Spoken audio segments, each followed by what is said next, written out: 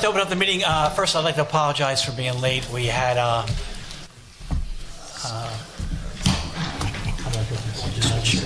We had issues. We had issues.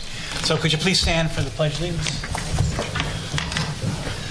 I pledge allegiance to the flag of the United States of America, to the republic for which it stands, one nation, under God, indivisible, with liberty and justice for all. Okay. Pursuant to the Open Public Meetings Act, Chapter 231. Public Laws of 1975. This meeting has been duly advertised in the Park Press. Issues of July 30th, 2014. All municipal clerks of townships and boroughs within the regional high school district have been duly notified, and the requirements of posting of notices have been met. Yes. Before we start the formal proceedings of the meeting, we do want to take a moment and have a moment of silence for two of our school community members that we've lost in the past month. Joseph Vitarelli, a student at Colts Neck who passed away, and Nancy Draper, a longtime teacher at Howell. So if everybody can please bow your heads for a moment.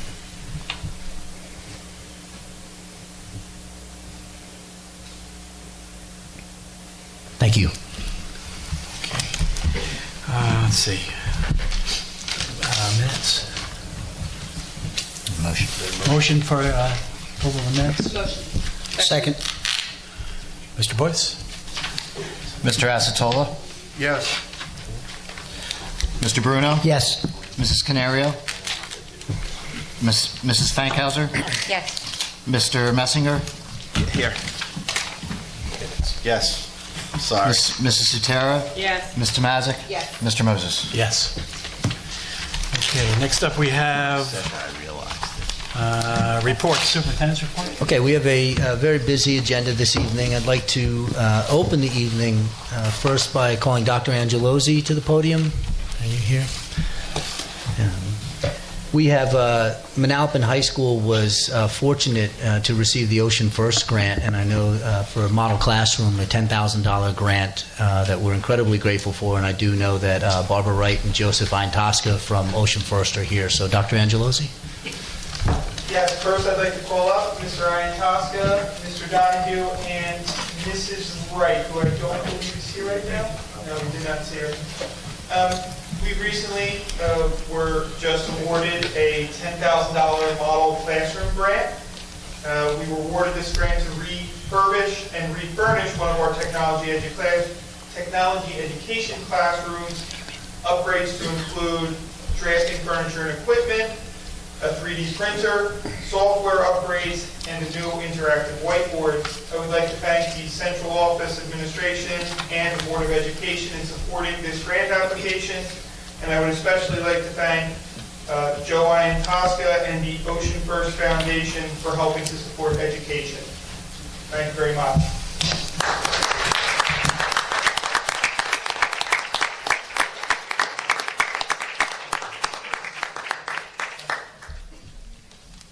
And I did forget to mention that Mr. Donahue actually wrote the grant.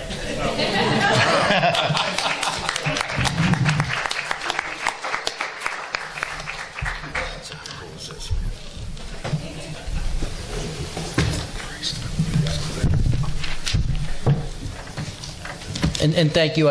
We've been chasing that grant opportunity for the past several years. So we appreciate it very much, and we appreciate the folks from Ocean First for making that available to our community. And we certainly will put the money to good use. So thank you.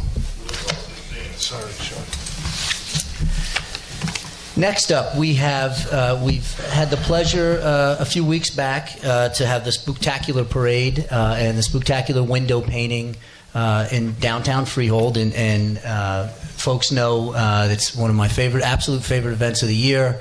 And there are a number of individuals from Freehold who are connected to that event, who give of their time. There's a lot of planning to go into that day to make it seamless, to allow literally dozens and dozens and dozens of high school students to paint the windows across dozens of businesses in Freehold. And the day is a really wonderful display of the unbelievable artistic talent throughout our district as well. If anybody's ever walked through Freehold once the windows are painted, and even if you look at the winners who will be recognized here this evening, you can see for yourself that there's some phenomenal folks.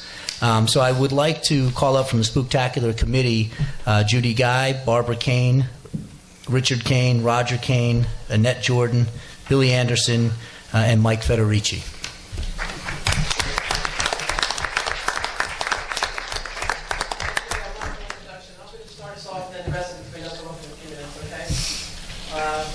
Thank you again for the introduction, and good evening, everyone. It's a pleasure to be here tonight to award these students for their creativity. But before we present the awards, I'd like to take a few minutes to let you know, give you a brief overview of all of our spectacular events. They're all free thanks to the many sponsors that we have throughout the community. Our all-volunteer committee kicks off the season by lining the streets of Freehold Borough with corn dogs and bows, thanks to Brock Farms and especially Few Floridas, respectively. The annual Jack-o'-lantern contest is held at the Hall of Records. Kids from all ages, young and old, carve their pumpkins and compete for prizes. This event is sponsored by Freehold Borough Recreation Commission. And we conclude our annual events with the costume parade, which is sponsored this year by Dr. Max Shula of Tender Smiles. And as I'm sure most of you would agree, no parade is complete without music. And thanks to the regional, we have that in abundance. All 6 bands participated again this year, many of the students dressing in costume. And I'm not sure who enjoys their participation most. The crowd lining the streets, and we actually wildly more that parade with the amount of people on the streets. The students themselves or the committee. And speaking of the committee, as was mentioned, several of them are here tonight. If you want to stand again, Rich Kane, Roger Kane, Annette Jordan, who is our co-chair this year, Barbara Kane.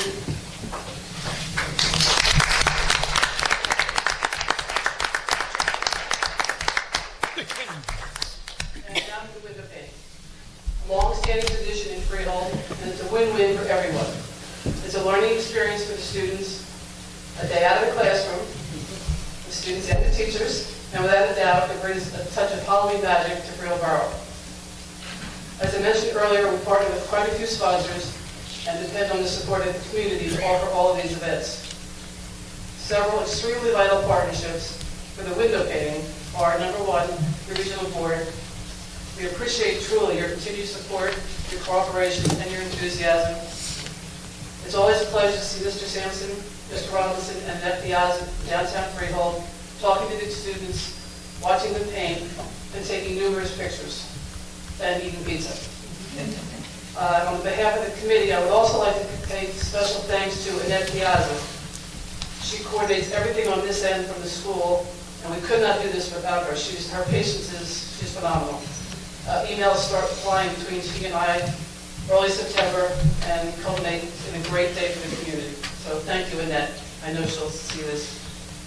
Next, Michael Federici. Federici's Italian Pizzeria in downtown Freehold. Michael, for we believe 5 or 6 years now, has supplied pizza to all of the students, the teachers, and the committee. Feeding 175 people or more spread throughout downtown Freehold is no easy task, but Michael and the staff do an excellent job, and we thank you again for your continued support and your generosity.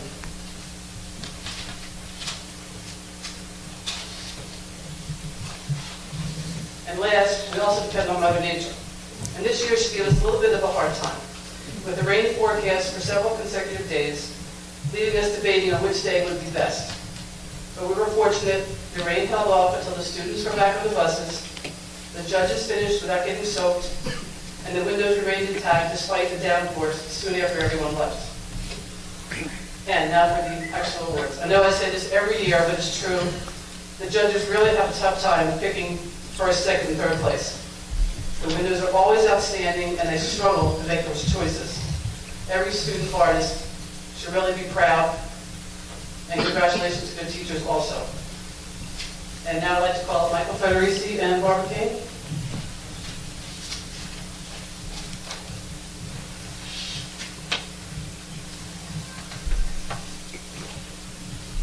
Okay, our third place winner, Sun God Burns the Earth by Freehold High School, painted by Sarah Grace Johnson and Billy Theodosatos.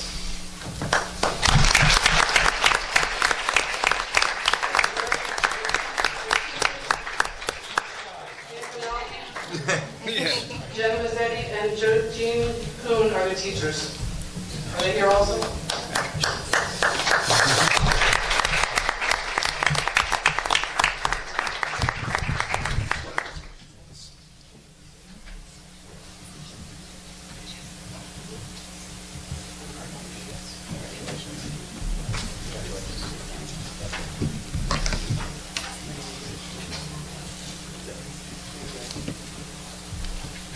Great job. Thank you.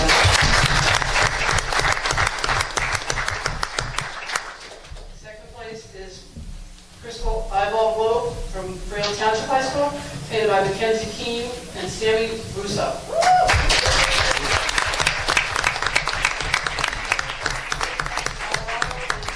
Andre Sharkey.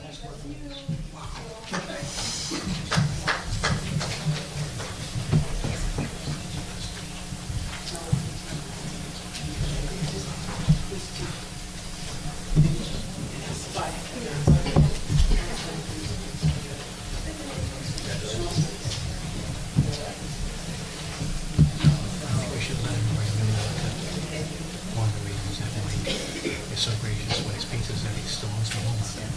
And my teacher for it.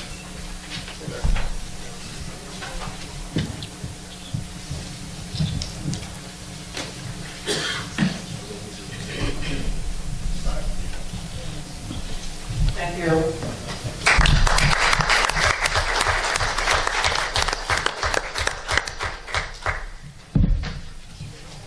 And first place, result with the healing face, Freehold Township High School again. Oh, wow. Students Alana Mont and Megan Curley.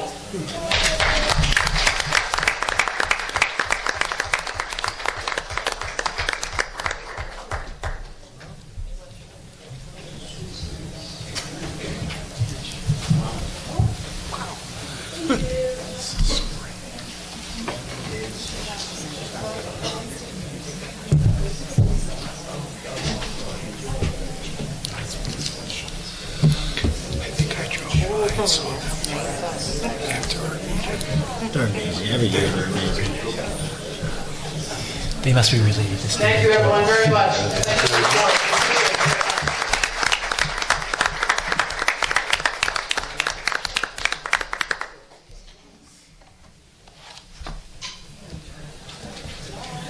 Thank you, and thank you to the faculty and staff who oversee those projects. This is not something that just happens that day. The students go through a very extensive planning process to see the project through from start to finish. The adults are absolutely amazing from the Spooktacular Committee. Mr. Federici, there's Mr. Moses claims that you still owe him homework from your time at Freehold High School, so we will collect that with the pizza next year. And again, thank you, everyone. It's a wonderful community event, and communities are only as strong as the folks who take the time to invest in them and give back. And the Spooktacular Committee does that over and over again each year. So we really appreciate it, and thank you.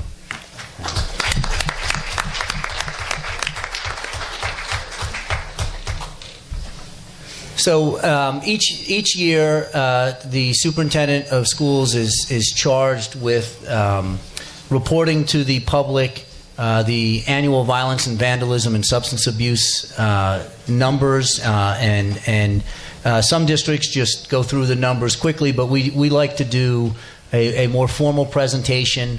It's broken into two phases, phase 1 and phase 2. So this evening is phase 2, which is the data from January to June of 2014.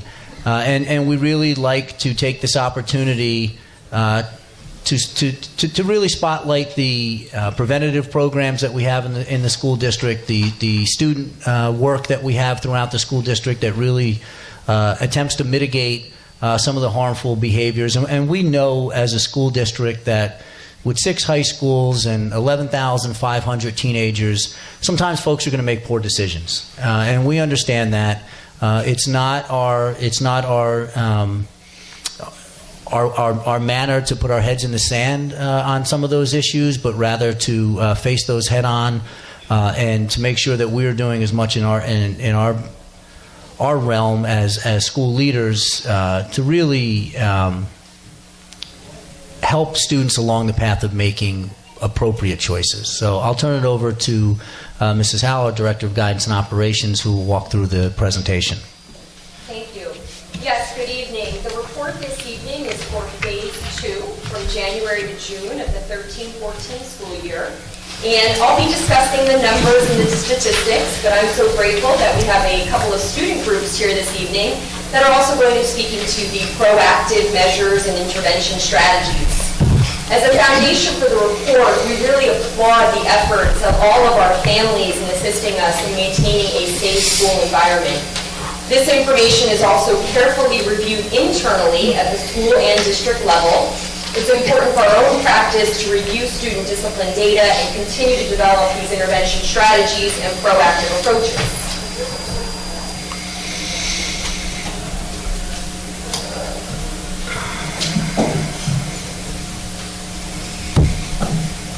Get back to this slide. Okay. So the numbers really tell the story, and as Mr. Sampson said, with close to 12,000 students, specifically 12,000 teenagers, we're uniquely aware of how that impacts our reporting. And we recognize that at times not all students are going to make the right choices, but that's part of our responsibility to help modify that behavior and engage in as many proactive measures as possible to really limit that behavior. Incidents are classified into 5 separate categories, and for the second phase of the 13-14 school year, there were 49 incidents of violence, 5 incidents of vandalism, 7 weapons offenses, 55 incidents of substance abuse, and 12 confirmed incidents of harassment, intimidation, and bullying. These confirmed TID cases were based on a variety of protected categories, including gender, race, and ancestry. And discipline for the offenders includes a continuum, really, of anywhere from suspension to required counseling and also, of course, training programs. As you can see, our unduplicated total for this phase is 125 incidences, which is a decrease in our overall 3-year average. If we break down the overall numbers into some smaller categories, you can see that within violence, we had 13 incidents of assault, 2 sex offenses, and 15 incidents of threat. Overall, there were 19 fights, and of the 7 weapons offenses, 6 were knives, and 1 was from actually a broken stick. None of the weapons were used in the context of an assault. Looking more deeply at vandalism and substance abuse, you can see from our substance abuse numbers that we had approximately 36 that were found to be under the influence of an illegal substance, which is actually a decrease from the Phase 2 numbers in the last 3 years. And the number of students engaged in possession or distribution was 24. Thank you, Mr. Weiss. The predominant substance continues to be marijuana, and we've been lucky to work with the Monmouth County Prosecutor's Office over the last 2 years. Working with both our parents and our students, they've actually presented in all of our schools and did a parent presentation last year to really create a lot of awareness about the dangers of heroin. Each of our high schools also has a designated student assistance coordinator who works closely with building administration and our families, and our code of conduct for substance abuse includes not just educating and supporting our students, but making sure that we're really referring them and continuing to work with them. As you can see over the 3-year period, thank you, most of our peak issues for this reporting period actually were pretty consistent.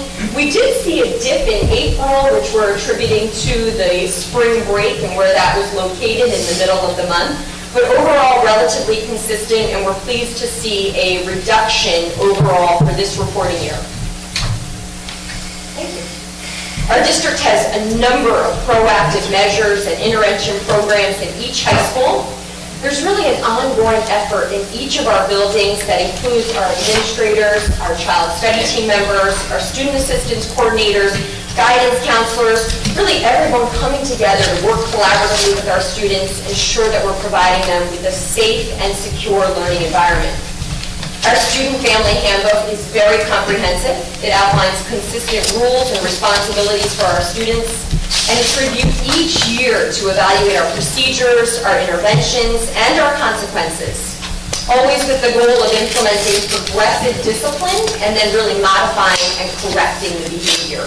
We're really proud of all of the proactive measures that we have in place, and we've noticed certainly a direct difference in the way that we implement these measures and the impact that it has on our student population. I think what we're even more proud of is the way that our students respond and the way that our students are a big part of these proactive measures. And I'm so grateful today that we have two student groups that are going to speak a little bit about what they do in their buildings. First, we have Freehold Township, and I'm going to introduce Ms. Lucci, who works with the school safety team and our HIB committee. Last year, they were designated as a No Place for Hate school, and they're going to speak to us a little bit about the application process and everything that they're doing in their school so that they have so rightfully deserved this designation. Ms. Lucci, and members of our school safety team.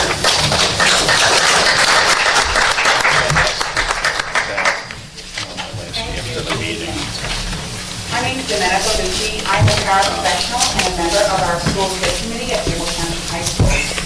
I have had the great pleasure of working with our students to ensure that we are meeting the stringent requirements of the Anti-Defamation League No Place for Hate initiative.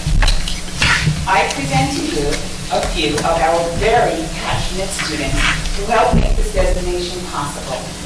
Mr. Aaron Rokan, Ms. Paige Margolis, and Ms. Sophia Blanc.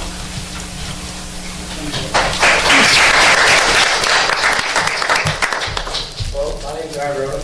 I'm a member of the HIB Committee and National Honor Society President at Freehold Township High School. No Place for Hate is an initiative sponsored by the Anti-Defamation League, a national organization founded in 1913, whose mission is to fight all forms of bigotry and protect civil rights for all.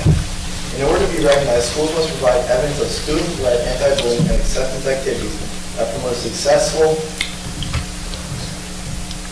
inclusive, and safe learning environment.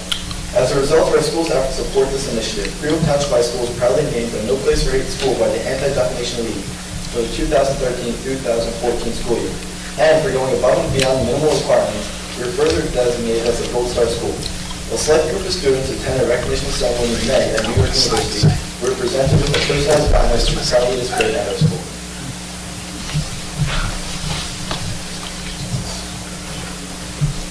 Hello, my name is Paige Margolis, and I am a student in the Workplace Training Program at Freehold Township. Our group was responsible for getting the majority of our student body to sign the resolution of respect. In order to do this, we set up a table outside the lunchroom, encouraging students to sign. We also went to table throughout each lunch period, explaining the resolution of respect, and encouraging students to sign while handing out lollipops. At the end of the day, we collected over 1,500 signatures.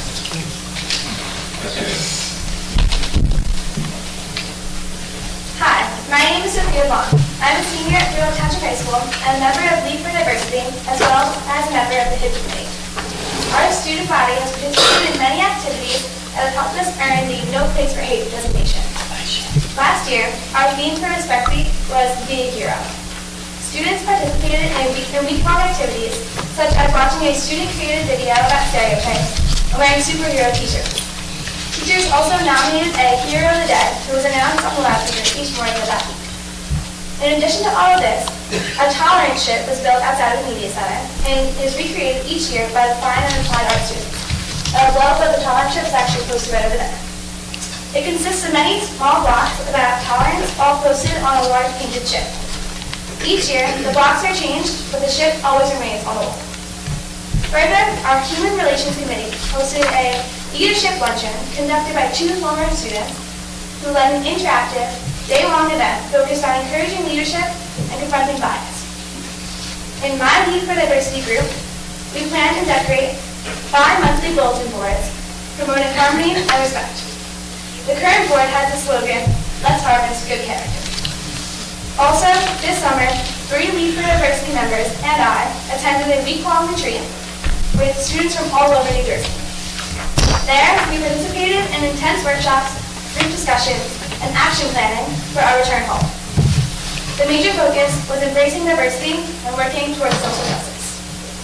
All these examples are just a few of the many events and activities which Freehold Township High School sponsored to help create a positive learning environment free from hate and bigotry.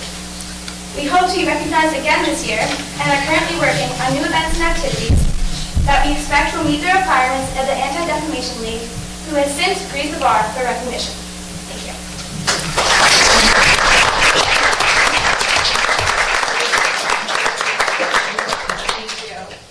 Thank you very much. And I want to add, too, that what's so amazing about this recognition is that it really took the entire school community to make it happen. And so they really all came together. And it's really become a big part of the culture at Freehold Township. Our next group is Heroes Off the Field. And to discuss a little bit about this organization, Ms. Ronnie Nattel.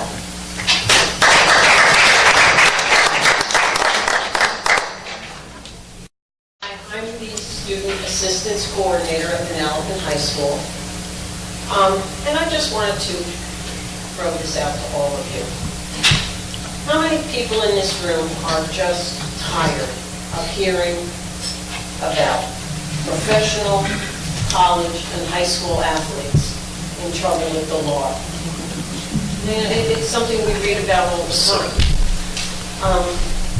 But I bet no one in this room has ever said, oh, athletes, bet it's that tennis team, or, oh, swim team, bunch of thugs. We don't think that. I mean, who do you think is the group that is usually in trouble? Football. There is just the unfortunate reality that because it is such an aggressive sport, that it is the football team that find themselves on the front page. However, on a positive note tonight, I have a group of students with me that I am so proud to be associated with. They're called Heroes Off the Field. This is the group right here that instills fear in the short conference every Friday night for their dominance on the football field. And let me tell you, they look really spiffy tonight. They're all dressed up. They look great. But when they have on the helmets and shoulder pads, they aren't really intimidating. They look large. They look mean. And yet, I have to tell you, these are possibly the nicest, most respectful, and funniest group of boys that I've met in a long time. And they can eat. They have brought so much pride to Manalapan High School. And they're dedicated to just dispel all of these negative perceptions of football. They're using their powers for good in the school. They're using their position in the school to lead and to inspire their peers. Who's better to teach younger kids than the big guys here? They teach their peers, the younger kids, to stand up against bullying, to do the right thing. And they really live by their motto of their team to just be excellent. So without further ado, I would like to introduce my Heroes Off the Field.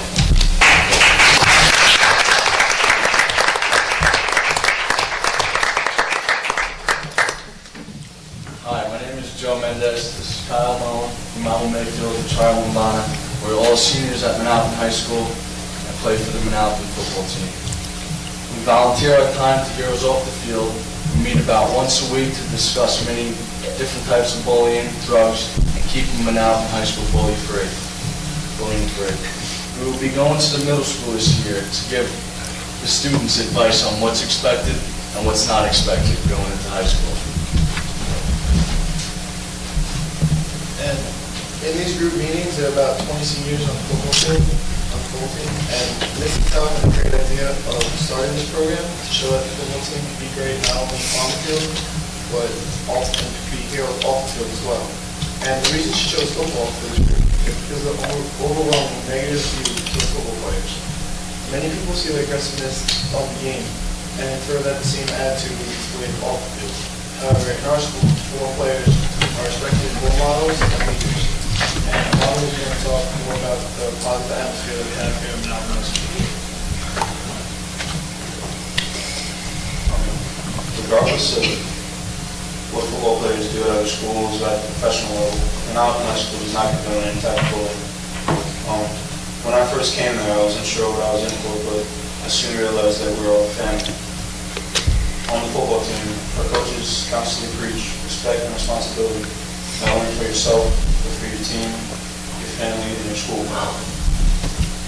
As football players, we're held in high regard, not only for our size and our varsity jackets, but because we're the guys that will step up when something is wrong. We earn respect by being responsible in school and being good people in all aspects of our lives.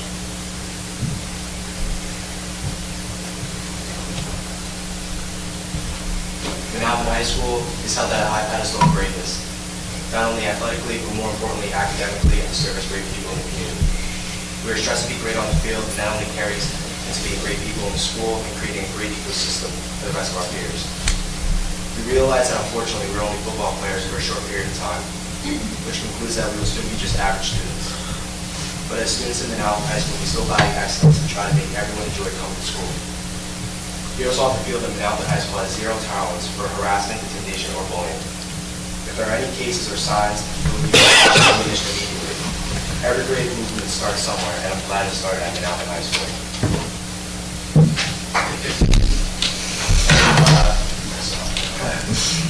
It takes one idea to make a change, and we thank and appreciate for the opportunity to come speak about one of the great things happening at Manalapan High School. In conclusion, like I said, when football is over and the lights and the screaming fans go away, true heroes are not the ones in the tabloids, but are the ones who are living in the trenches of life to help make a difference. Thank you.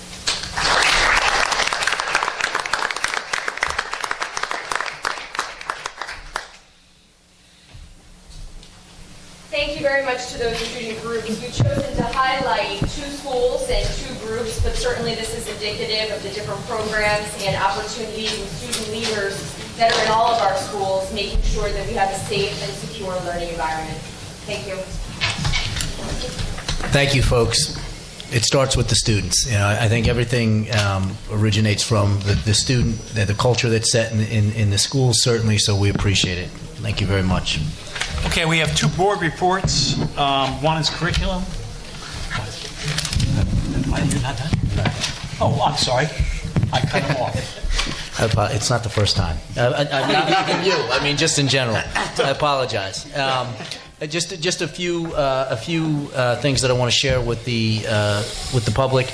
We did have a financial aid night on November 12th in the district, and we had over 300 families attend that at Manalapan High School. We've tried to streamline those events and to be as user-friendly as possible for parents in dealing with the FAFSA and the navigating the difficult process of financial aid. It's not an easy endeavor in these days.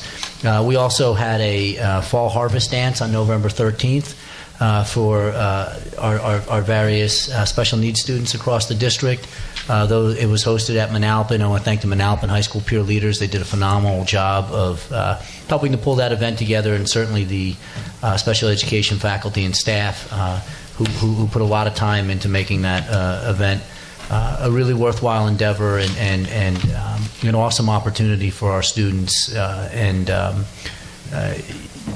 You feel really good when you go and watch that event unfold. A few other items. We had a Veterans Day ceremony at Colts Neck High School, and we did have various Veterans Day ceremonies in all of our high schools, but in particular at Colts Neck we were fortunate.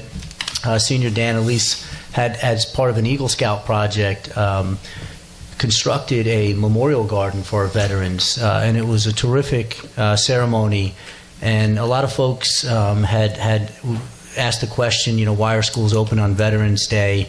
And my answer had been that we can celebrate it in a much more meaningful manner than simply giving a day off from school, and make the day important, especially in this day and age, to just put forth the effort to thank our veterans and to do it in a public manner and to show appreciation. I think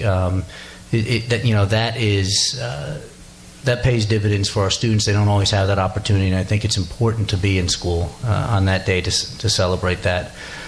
We did have our final International Baccalaureate site visit at the end of October. That went very, very well. We're still awaiting feedback on that, but we don't expect that to be any difficulties. The event was, the 2-day visit went very, very well. The initial feedback that we were given was quite positive. The 2 individuals that were out on site were very impressed with our programs and our commitment to the International Baccalaureate, and we'll be moving forward, I'm certain. We also had a college and career fair on October 23rd. We had approximately 200 colleges and universities in attendance. Very well-attended event at Colts Neck High School, with the power to leverage 6 high schools to conduct a college fair of that size. I think it's an important opportunity for our parents, certainly. We had our marching band festival on October 21st, which is always a terrific evening. It was a little bit dicey with the weather this year. We made the call at the very last second to go forward with the festival, and it held out literally as long as we needed it to hold out. So we were fortunate because, when you try to reschedule those events and juggling 6 of the marching bands is never an easy endeavor. And finally, I'd like to thank the students and the marching band directors. The Spooktacular Committee discussed it earlier, but on a Sunday in the middle of the afternoon, in the middle of the fall, when they're in full competition season themselves, all 6 of our bands do participate in the Spooktacular.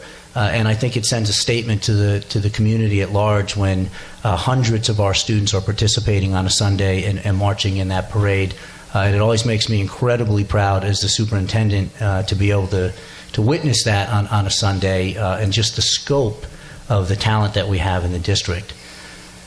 Some good news items. The Freehold Regional High School District has again been named to the Advanced Placement Honor Roll by the College Board. That is an award that is bestowed for districts that are on an annual basis increasing both access to AP programs as well as maintaining their scores. We've been designated on that AP Honor Roll 4 out of 5 years that it's been in existence. Last year, when we were so named on 3 out of 4 years, we were one of only 6 districts in the state that earned that recognition. 4 out of 5, I'm not quite sure what the number is, but rest assured I have an email out to find out.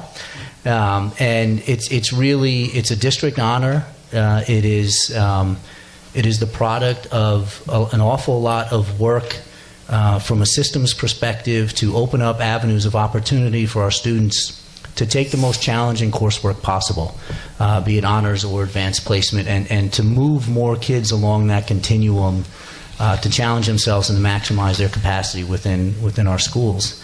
And then finally, last piece of good news item, I've been fortunate to be named as a connected superintendent, and I'll be traveling to the White House tomorrow to participate in a national superintendent summit with 100 colleagues from across the country whose school districts have been tabbed by the Office of Educational Technology and the Department of Education as leading in some capacity in the digital transition of schools across the country.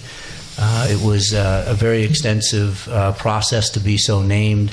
It's truly a district honor, and part of the work that is required of that honor is to go down to the White House, and we really have a full-day work session ahead of us with 100. I'm really excited to meet 100 leaders from across the country. We have very specific tasks that we have to create, that we have to complete while we're down there. The function, by agreeing to participate, we also agree to maintain those contacts and to work to serve as models for other school districts and to work collaboratively over time. And we get to meet the president, which is one of those certainly one of those bucket list items. But to have Freehold Regional High School District so honored, I think it speaks a lot about the work that we've done as a district. The fact that there's 100 from across the country and 8 of them are from New Jersey, I think speaks volumes about the quality of education in New Jersey. and we're very proud to represent the district this week at the White House.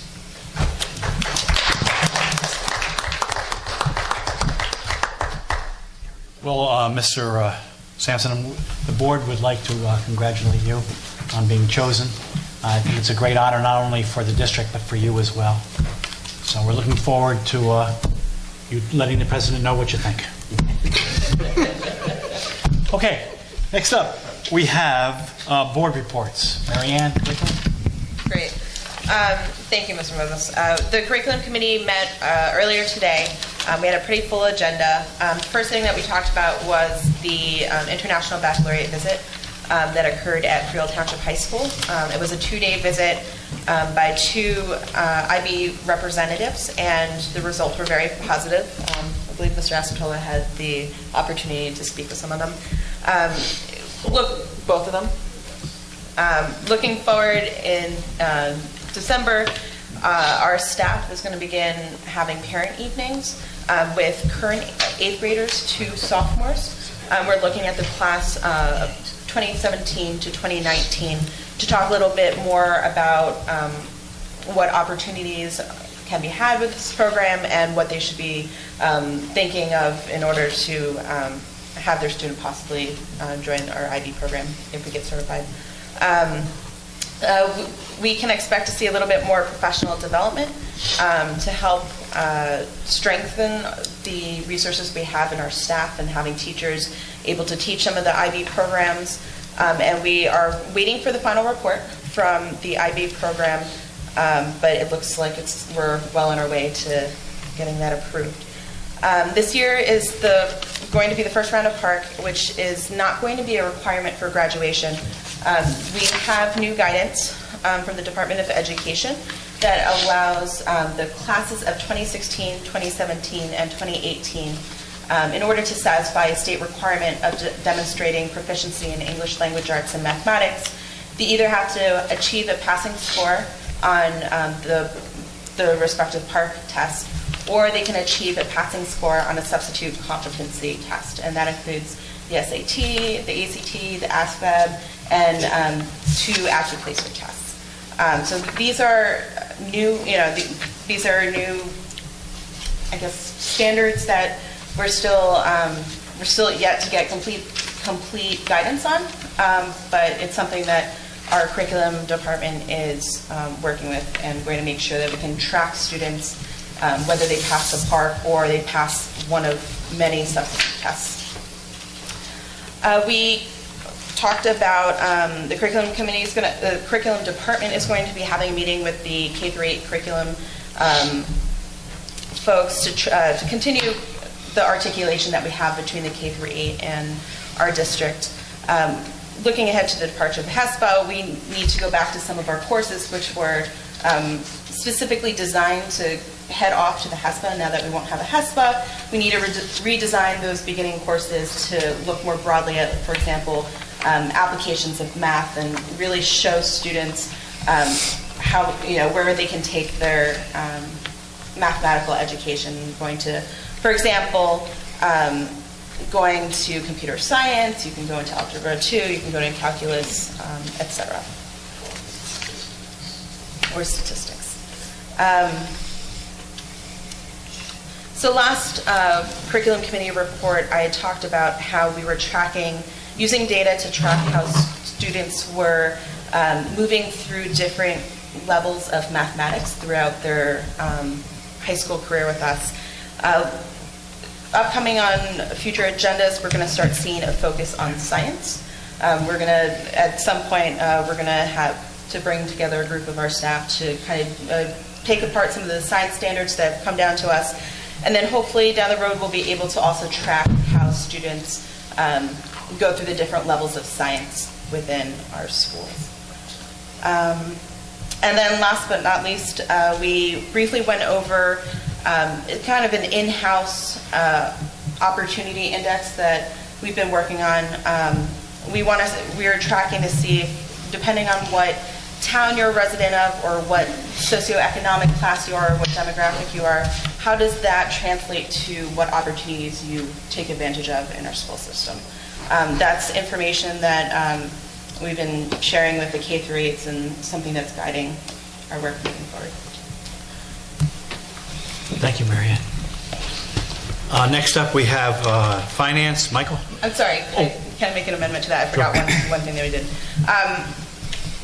From the last meeting, we had a public comment about, that really struck a chord with me, and how do we track our students once they graduate and their achievement in post-secondary education, 2-year, 4-year colleges, vocational schools. So that's something that we talked about with the curriculum committee.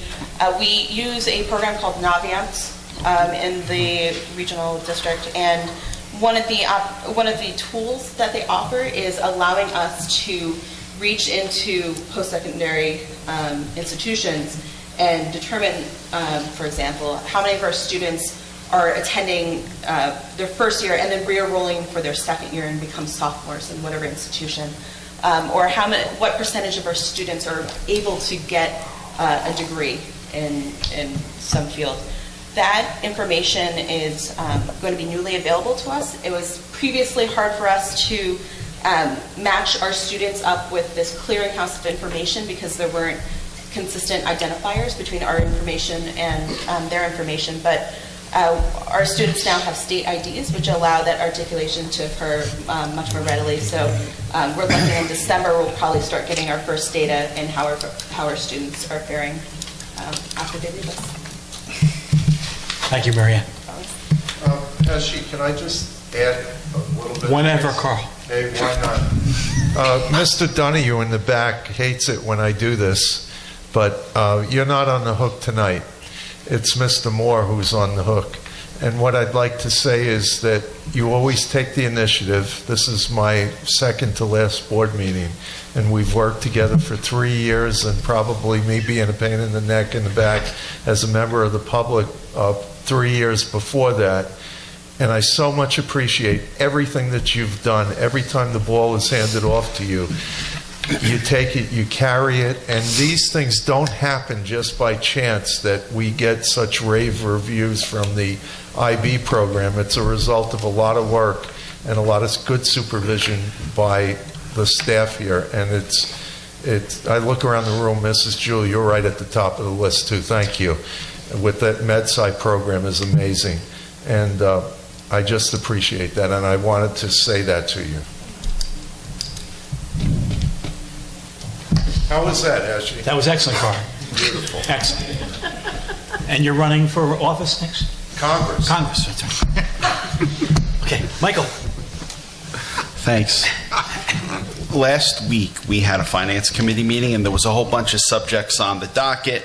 The first thing we started off with was an overview of building and grounds, and we really went over the 1.5-year recap of the accomplishments of the department under the oversight of Pat LaGravinis. Talked about plans that have increased the productivity of the building supervisors. For example, reinforcing safety training on the tremendous amount of equipment that is in the district. And Pat discussed some of his efforts to save money. For instance, we discussed the thousands of dollars that were saved on the stage curtains at Colts Neck. And I can actually say that over the past year, I've really seen firsthand how Pat treats expenditures as it's his own money and not a never-ending pot of money. So I think we should be happy about that. Switching gears to food service, of course, we have Pomptonian has taken over the reins this year. Participation seems to be better year over year. The Boar's Head Cold Cuts offering is helping revenues, and I believe Chuck and Sean are just going to have a meeting with them. I think, did that happen today? Okay. And we had a meeting with them just because it's 12 weeks into the school year and they're new. The fiscal audit is in progress, and the auditors are actually going to be here to present at the December board meeting.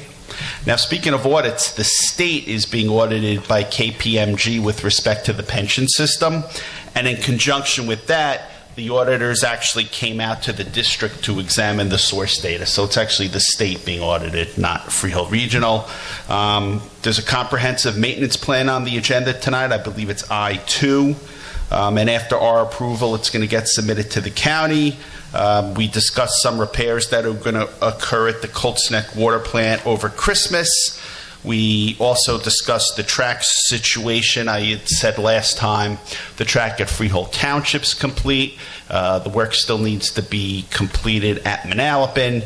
And I'll wrap it up just by saying that last week I was browsing on the bond buyer website, and last Thursday, I believe, S&P actually came out and raised their rating on the credit rating for the district to AA plus from AA, based on the improved financial position of the district.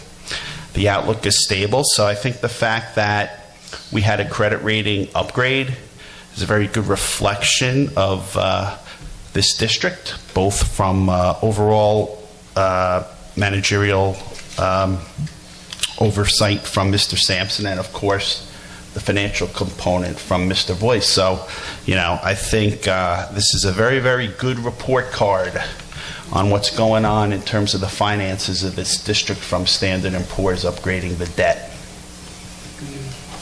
And that's it. Thank you, Michael. Okay, next up we have public participation. And we have one name, Kim. Is it Mitchell? Yeah, Mitchell. Okay. Hi, everyone. I'm Kim Mitchell. I'm here to talk about the dyslexia screening policy that you guys are voting on second reading tonight. As stated in policy, the Commission of Education shall distribute to each Board of Education information on screening instruments, in which you shall select and implement the screening instrument, and also the screening tools and evidence-based intervention strategies. As I'm sure you know, you haven't gotten that direction as of yet from the Department of Education. And I also want to thank you for getting on this so quickly as a high school regional. That's nice to see, especially since it's more of a K-8 issue. According to the National Institute of Health's report in 1984, 1 in 5 people are dyslexic, but sadly only 5% get diagnosed. So we have students in our high school classrooms right now who are either undiagnosed or were not remediated properly in their K-8 education. So what I wanted to know is, not what I want to know, but what I'd like to highlight is how important the screening tool is to our children. I have a 10-year-old son that has dyslexia. He was diagnosed when he was 6. But what happens to the kids who don't get diagnosed, who don't get the remediation? My husband owns a heating and cooling company in town, and we hired somebody just as my son was getting diagnosed. And my husband gave him a thermostat and a manual to take home and said, this is what you're going to do. You're going to program thermostats. Program this thermostat like a customer would want you to. The next day, he's on the job, says, program the thermostat. He couldn't do it. He says, did you read the manual? Yeah, I read the manual. Why? What's going on? I don't know. I don't know why I can't read and figure out how to program this thermostat. This man, he's now 26, graduated from this high school district. And he cannot read a manual on how to repair a furnace. He can't read a manual on how to install an air conditioner. So he can only learn by my husband showing him everything. So what a normal person learns in 1 year, this has taken him 3 or 4 years to learn. But since my husband has empathy for him, because our son has the same issue, he will not give up on him. He is the hardest working employee we have. He's dedicated and he shows up every day. And what would happen if my husband didn't have this empathy for him? Where would he be? This is a life or death situation for a lot of our children with dyslexia. So my question, since you have had no direction from the Department of Education, is what screening tools will this district be using in the meantime? Does anybody know or which guidelines are? Renee, you want to? We do have reading specialists in the district that do have instruments that can be used to assess for dyslexia. We also have several different programs in the district, remedial classes to adjust reading disabilities for students in the district. As you said, dyslexia is something that's diagnosed when the K through 8 level in elementary school, but we do recognize that some students are missed in the process. We do recognize that the new law, will take time to catch up. So we are committed to assessing students and making sure that they have opportunities to help remediate their reading differences.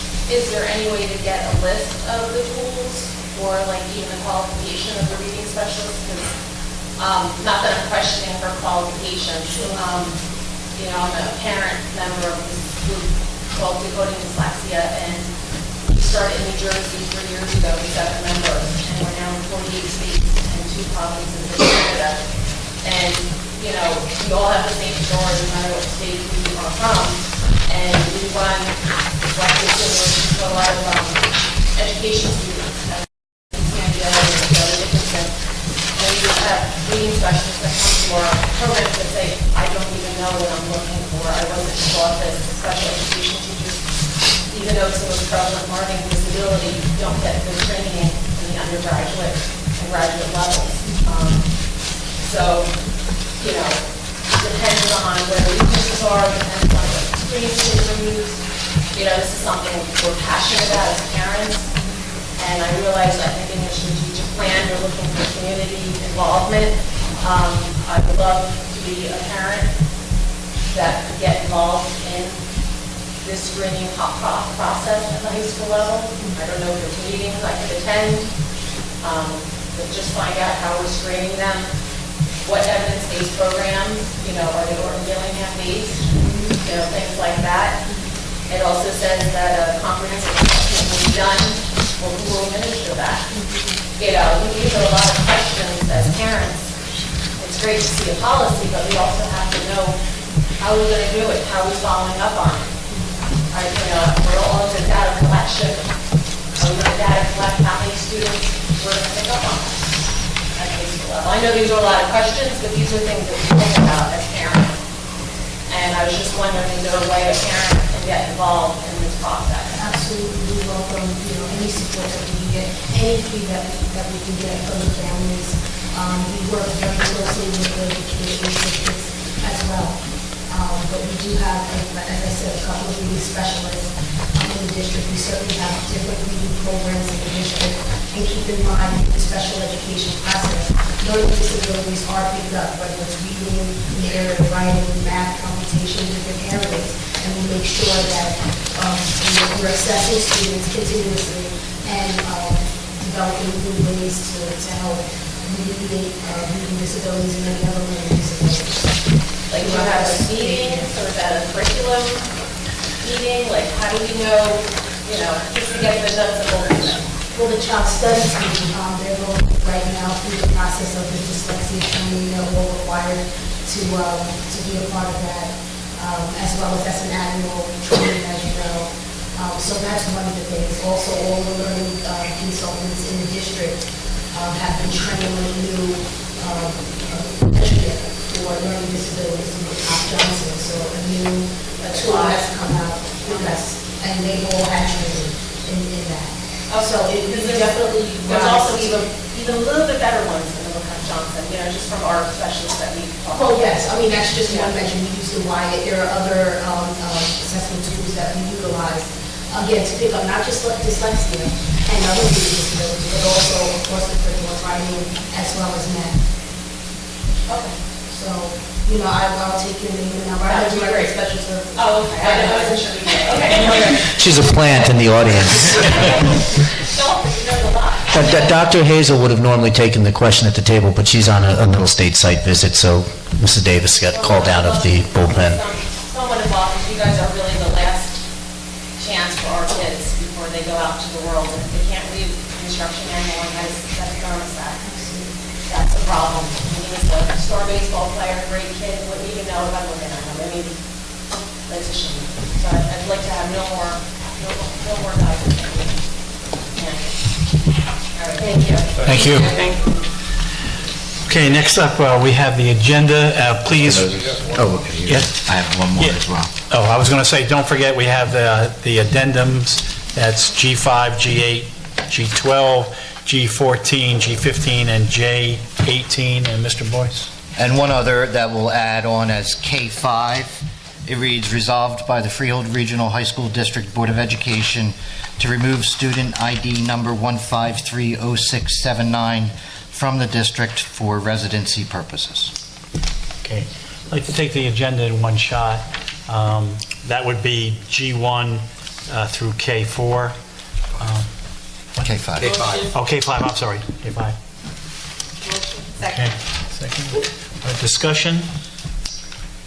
Seeing none. Jen Mary. Mr. Boyce? Mr. Asatola? Yes. Mr. Bruno? Yes. Mrs. Fankhauser? Yes, except on item G7 regarding Darian Barnes, I abstain, and G14 regarding Peter Shaw, I abstain due to my son's participation. Mr. Messinger? Yes. Mrs. Sutera? Yes. Mr. Mazick? Yes. Mr. Moses? Yes.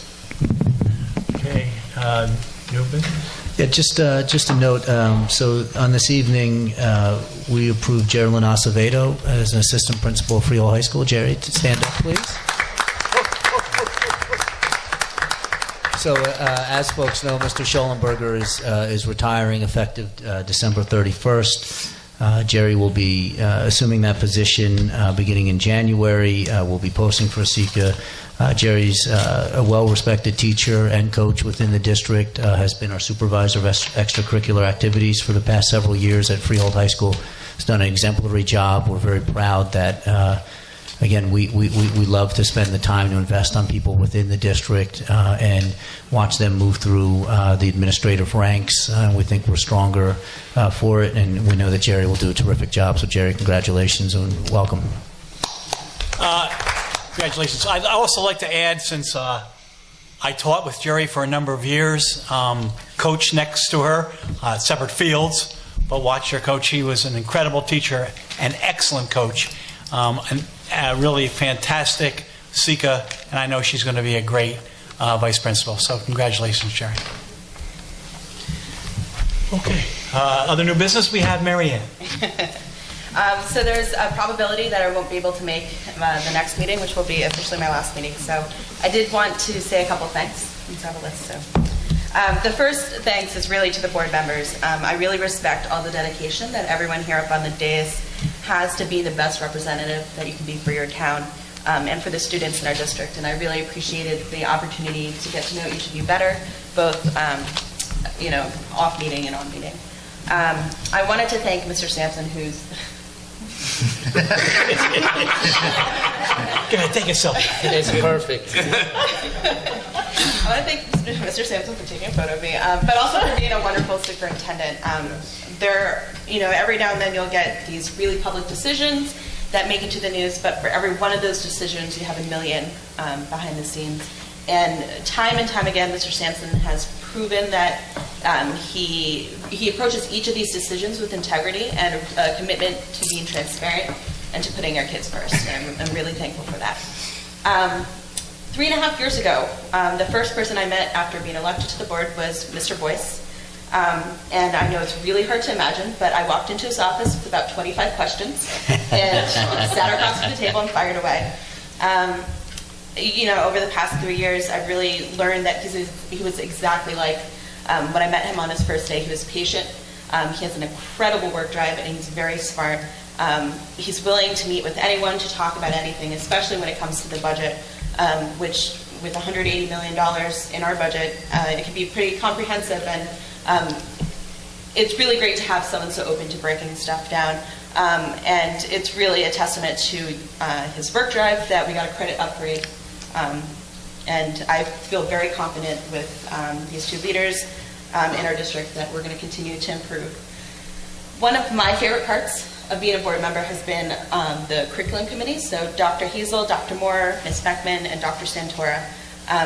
It's been great to not only improve the curriculum writing process, but relentlessly and comprehensively pursuing an IB program. It's been great, and I'm a data-driven person. I love data. I love being able to look at trends from a community level, and I really appreciate the opportunity that we had to kind of work on, look at how our students are doing from a bird's eye view. So I just thank you for all of your dedication there. There are also others who, like Ms. Sharp and Mr. Robinson, who over my term as a board member have, in one way or another, helped me out, even if it was just, helping me figure out how I locked my keys in my car one day, or talking about, postgraduate things. I wanted to thank Ms. Higley and and Ms. Vild and the leadership team at Freehold Township High School, who always made me feel welcome and always made members of the community and our students feel welcome. I think today was a great example of seeing how our students are actually being leaders in the schools and having a positive impact that we know that they can have. I want to thank the teachers and the students. It wasn't too long ago that I first stepped in the halls of Freehold High School and heard about this crazy teacher who had 1 million frogs in his classroom. And while I never was able to have a class with Mr. Moses, I did have a lot of great teachers and a lot of great staff help me.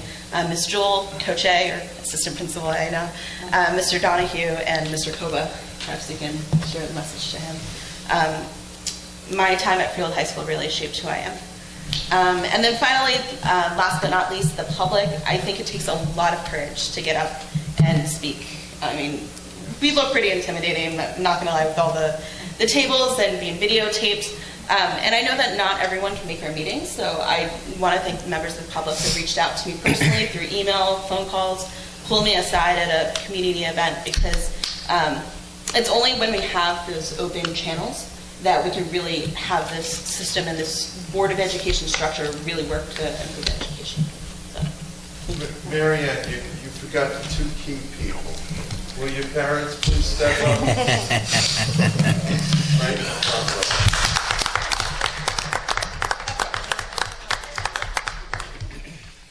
Obviously wouldn't be here today without them. But really, parents drive success in students. So I have to agree with Spell that one for me. Marianne, thank you. Speaking for myself personally, it was a pleasure working with you. I didn't have the pleasure of having you as a student, but my frogs told me a lot of things about you. We're sorry to see you go. Old business? Seeing none, can we have a... Oh, you know what? Can I? Yes. It's early. It's not 9:30 yet. So can I just say something to Mary Ann? And I told you this when I first heard you weren't running, that I was, disappointed. And I don't think if you went up to 95% of the people in any of our towns, I don't think they know who we are. But I just think it's amazing how you did so much for the people of Freehold Township, and they didn't even know it, how well you represented them. And I was on the curriculum committee with you for those 3 years and saw how engaged you were and how passionate you were about this district and the students and what happens to them when they're in the school and what happens to them after they're out. Tonight was a prime example of that. And I really, when I think about it in the state of New Jersey, and I told you this, I really think it'd be hard to find too many Board of Ed members that were as passionate about it as you were. So I just wanted to tell you that I agree with Heshi that you'll definitely be missed. Thank you. I appreciate it. So the end of that story is that Marianne's last meeting, she did approach me in closed session with a number of issues and concerns, but then she realized that it was something else. So and we had a nice laugh about it. But I think that right up to the end, Ms. Tomazik has continued to exercise board leadership, which I think, if I can be candid, across the state is wholly lacking. And folks aren't stepping up and aren't invested in their communities and aren't giving back to their communities in the way that they should. I think for someone to come out of college and graduate school and do that and get that under your belt before you go on to bigger and better things in your life, I think is phenomenal. And I know that down the road, if I'm ever in an issue, one of the first people I will call to advocate on my behalf. So you've done a great job, Marianne. Thank you. I'm sorry, I don't know your name. My name is Leah Vieira. I'm just wondering, isn't there a second opportunity for public participation? No. No, there was only one name that was given to me, and the other names were crossed out. Oh, I had raised my hand when she was done speaking, but I guess it went right. I'm sorry. I just wanted to follow up to my question last month. Can I have 1 minute? Sure. I just wanted to thank you because that's why I came here tonight, is to see if anybody, I had asked some questions last month about the number of reading specialists that we have in this district, the number of teachers with specific degrees, and I'm just wondering if any of the other questions that I had asked, if the committee considered them. What is the process now that you've done this screening policy twice, that the policy just becomes effective as it's written in the agenda? That's correct. Because to me, it just doesn't seem like very specific. The idea of what type of assessments we'll use, we'll do those assessments. That's very important. That's not unlike what the policies typically look like, so that the policies themselves will be very broad. The actual specificity will fall within the regulations once the administrative team puts those together, so those will be much more specific than what the policy reads. Will they be read into a public meeting before they go into effect? No, but they'll be public. They're public documents. Okay, I'd just like to say in listening tonight, there was a couple other points. Someone brought up that you have 11,500 students. If we're using the National Institute of Health's numbers saying 1 in 5 students is affected in some way by dyslexia, you're talking about 2,300 students in the Freehold Regional District. So you're looking at the population of one of your schools, not maybe how or the township, but definitely the borough of Colts Neck. The entire population of one of your schools could be impacted in some way. This is not something that just because the legislation has come out, we should be looking at and passing. I know that it's in high school and it really is a problem that needs to be addressed, but I'd like to say that the students that the law is going to impact will not even be reaching your door for the next 7 to 9 years. There's 2,300 potential students in the buildings today, and for the next 7 to 9 years, that really need an advocate. We've got 5 years of the AP honor roll, which is something we should be proud of, but it's time we turn around and look at the bottom 5%, where those 5%, this is reading. This is reading. I'm just imploring you because this is something that we should all look at. It's students being able to read. Thank you. For giving me the time. Oh, no problem. Sorry, I didn't see your hand. Any other new business? All right, we need a motion to... Motion to adjourn. Mary Ann Tomazek. Okay, so shall you say, so shall it be written. Thank you for coming. All in favor? All in favor?